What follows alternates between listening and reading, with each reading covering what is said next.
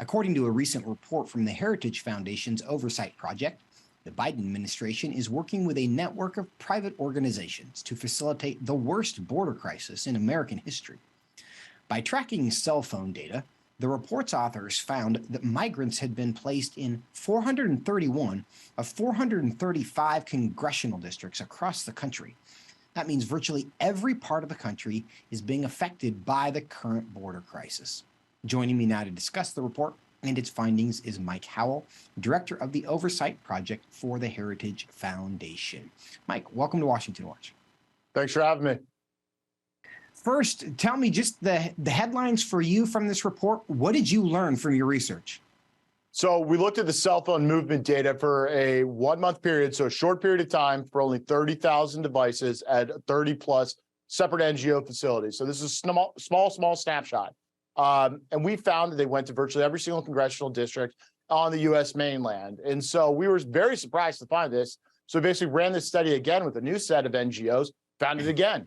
And then we zeroed in on one Catholic Charities facility down there, found the same finding pretty much. And so the big takeaway is, we've all been saying the border crisis, every state becomes a border state. Well, now it's every congressional district is impacted by this. So we're blown away by the cooperation, the level of this mass human resettlement program, and calling for it to be shut down. Now, Mike, the methodology for your research here is remarkable in and of itself. How did you have the ability to track the cell phone data of people who were coming into the country illegally to find out where they were going? So commercially available cell phone data is something that is grown. It's an industry unto itself these days. The federal government relies on this data tool all the time. They did it for COVID. I remember seeing maps on CNN and such, where they would track, say, spring break in Miami and then follow cell phones back to other parts of the country to make the argument about the spread of COVID and anti-spring break.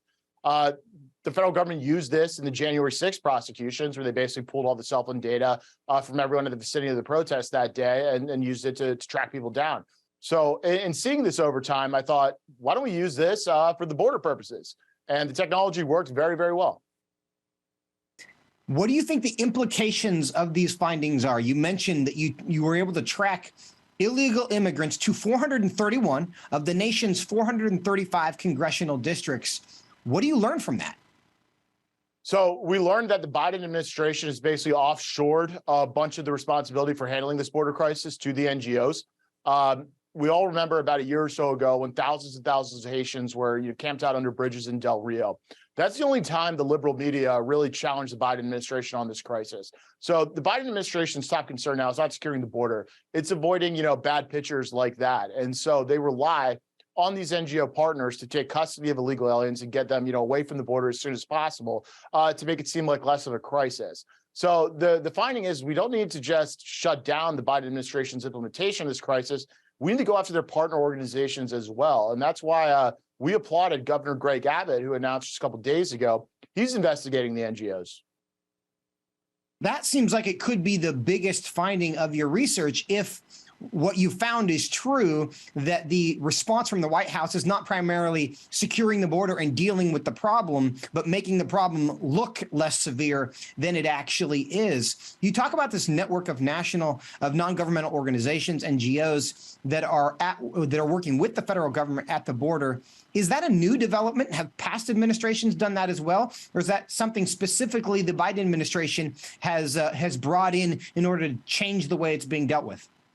So the NGOs have been involved in border politics and this operation for a very, very long time, but never, ever to the scale. I mean, we're talking a scale now that far exceeds anything in United States history, but also world history in terms of the border crisis. These NGOs also lobby Washington, D.C. very heavily. I've been the recipient of such lobbying to keep the borders open, to keep the NGOs in business. They receive a lot of federal grants. And frankly, there are some on the right here in the Republican Party that are sympathetic to these NGOs. A lot of these NGOs present themselves as charitable and Christian organizations to give themselves a little bit of cover. So they've been able to fool some people. But the truth of the matter is they're not just involved at the border and taking receipt. They're involved south of the border. They're involved across the world in pushing migration, facilitating it, helping coach illegal aliens to file frivolous asylum claims. At every single level, they're involved, and there's a lot of money behind this operation. So are you saying that the lobbying efforts in DC, and in fact, what would be described as philanthropic work at the border, is in fact just an industry of immigration where people are able to, where you create the demand for the service by having a soft border policy, but then you go down there and provide the services and the government just gives you money to provide those services that they otherwise could eliminate the demand for?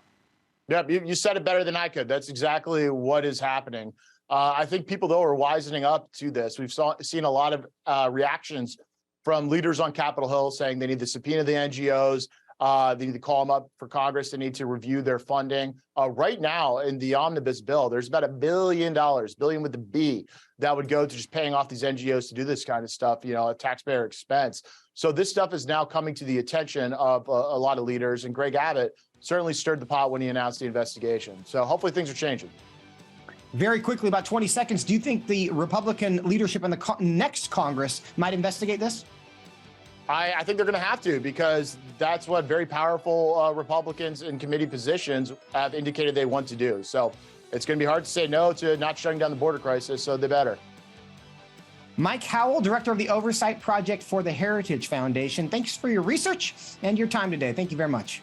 Thanks for having me.